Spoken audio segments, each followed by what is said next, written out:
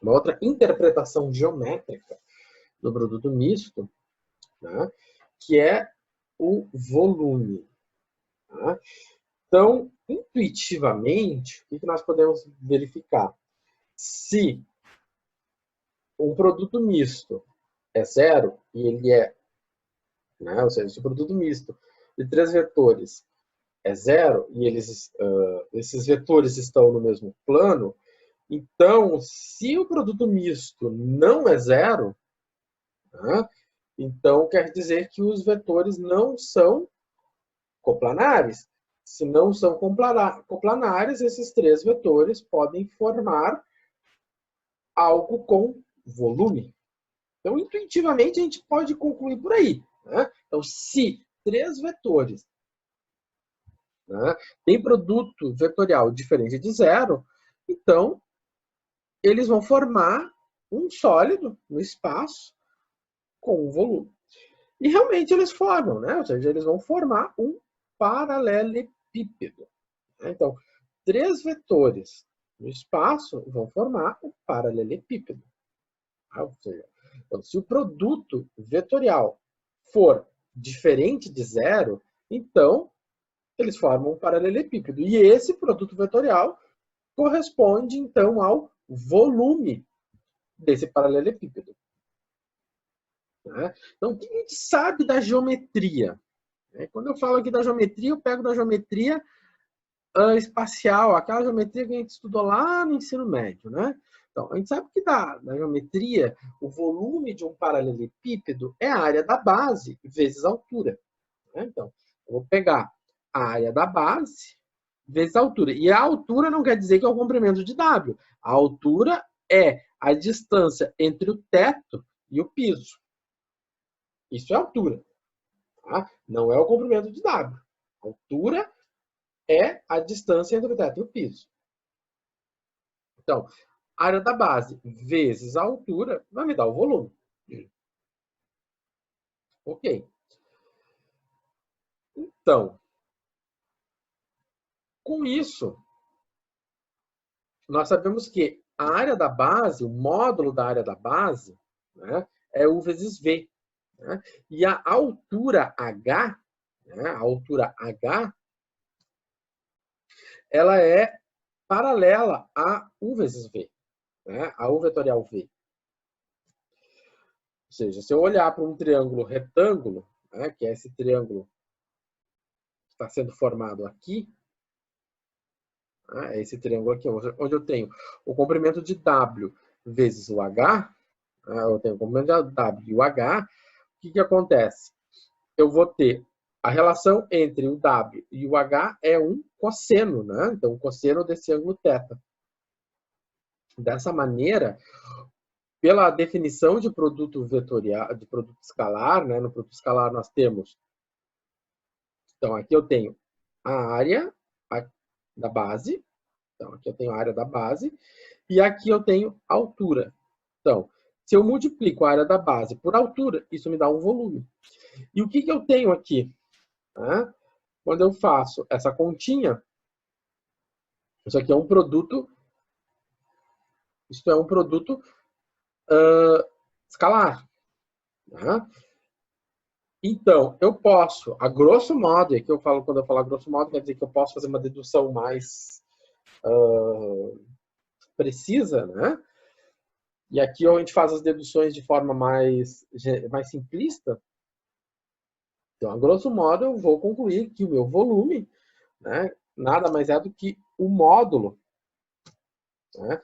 Nada mais é do que o módulo do produto misto. Então, o volume corresponde, né, ao módulo do produto misto.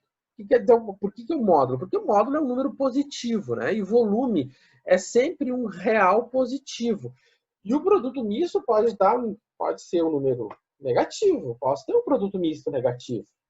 Mas ele vai ser um volume? Vai, porque o volume é um número positivo. Então eu vou tomar um módulo. Então por isso que a gente define que o produto misto como sendo o módulo. Tá? Então, quando o produto misto não é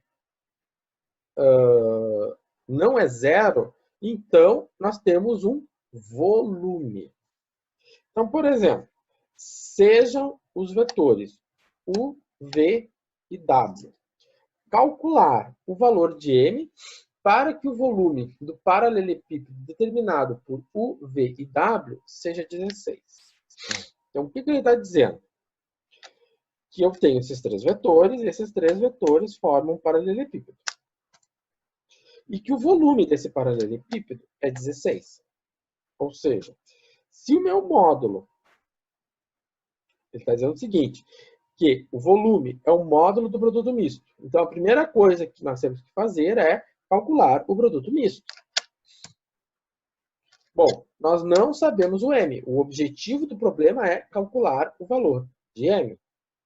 Então, o que nós fazemos? Eu vou primeiro calcular o produto misto. Então tá, botei os vetores. É o U, tem o V, tem o W, né? Tal e qual. E aí, então, calculamos o produto misto. Né? Aqui eu, novamente, continuei com a regra de Laplace. Ah, pode fazer por Sarri, enfim. Né? Então, eu considerei a primeira linha. E aí, então, primeira coluna, segunda coluna, terceira coluna. Tá. Pois bem. Então, fazendo o produto, calculando os determinantes, então eu tenho menos 2 vezes 3, né? Menos 2 vezes 3, 2 vezes m, então vai ficar 2m com esse sinal negativo, menos 2m. E agora, eu vou ficar com, né, menos 1 menos 2, né? Ou seja, vou ficar com 2 vezes menos 1, que dá menos 2. Então, isso aqui vai ficar menos 1 mais 2. Menos 1 mais 2 é um positivo. Aqui. Então, beleza.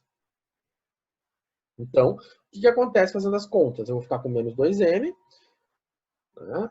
Aqui, o que eu tenho? Eu tenho menos 3 vezes 2, e menos 3 vezes 2 dá menos 6. Menos 6. Né? Menos 6 vezes menos 2, isso dá, vezes não, menos 6 menos 2 dá menos 8, né? Muito bom.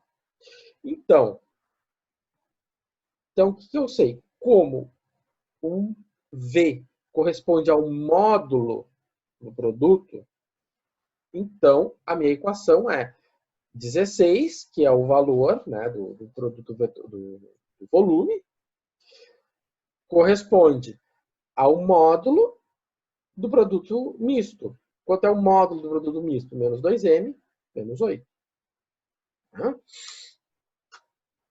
Tá ali. Bom, como o produto misto é um número, não é um vetor, nós temos que pensar no produto misto de essa equação de duas formas. Nós temos um ou, né, na equação, que ou é esse, né? Ou menos 2m mais 16, menos 2m menos 8 é igual a 16 positivo, ou menos 16, né? Por que isso? Né? Da onde que vem essa coisa horrível?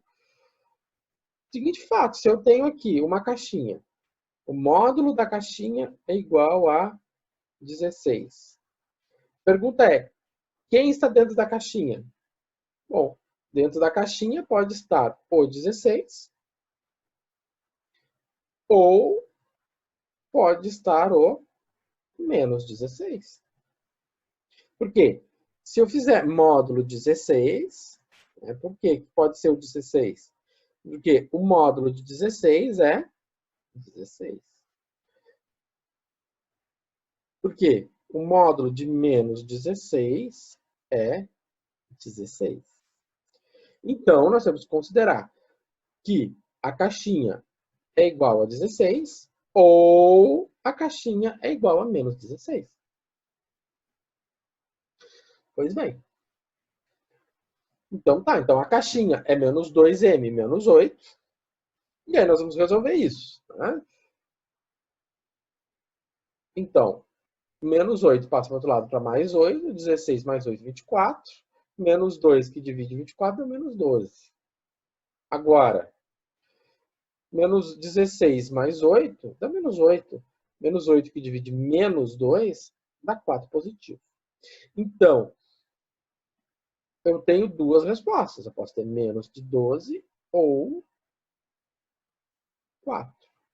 Então, nessas duas situações, eu vou ter um paralelepípedo, né, de volume 16. Bom,